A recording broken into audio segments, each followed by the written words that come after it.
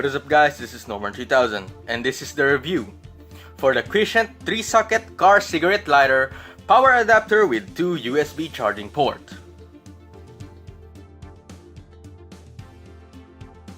Out of the box, you actually get a fuse. This is an extremely nice addition, adding to the device's longevity. This sticky thing, I don't know what this is for. You have the device itself.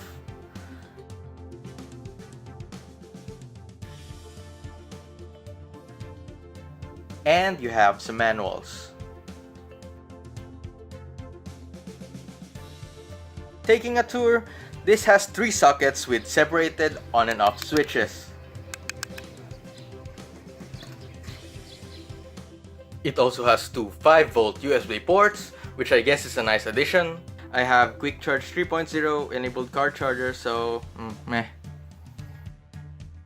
This is the generic one that I'm currently using, but this one broke, so I decided to pick the Qicent up. So let's plug this one in, shall we?